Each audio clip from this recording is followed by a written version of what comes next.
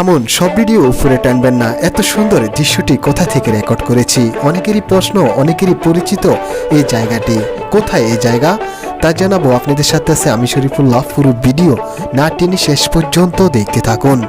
আজকে চলে এসেছি চাঁদপুরের শাহরাস্তি সেই সূচিপাড়া। আজকে ড্রোন ক্যামেরা দিয়ে আকাশপথে দেখাবো সূচিপাড়ার বর্তমান পরিচিতি। এটা হয়েছে হারুন টাওয়ার, অর্থাৎ সূচিপাড়া বাজার দক্ষিণ পাশে এই হারুন টাওয়ারের অবস্থান।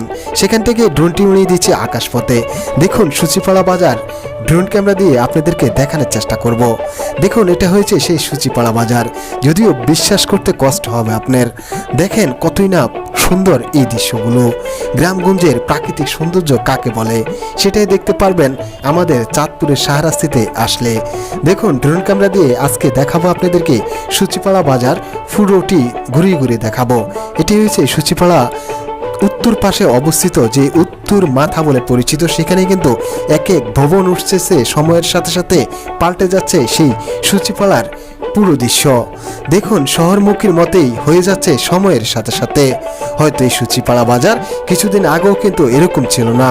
সকলে যে যেখান থেকে ভিডিওটি দেখছেন, যাদের পরিচিত এই সূচিপাড়া বাজার, আপনারা ছোট্ট এই ভিডিওটি শেয়ার করে দিবেন জনস্বার্থে। দেখুন গ্রামগঞ্জের দৃশ্য হওয়াতে কতই না ভালো লাগে এই দৃশ্যগুলো। এটা হয়েছে সেই সূচিপাড়া স্কুল মাঠের পাশে একটি দিঘি রয়েছে, সেই দিঘি। এটা হয়েছে স্কুল মাঠ, আর এটা হয়েছে হারুন টাওয়ার।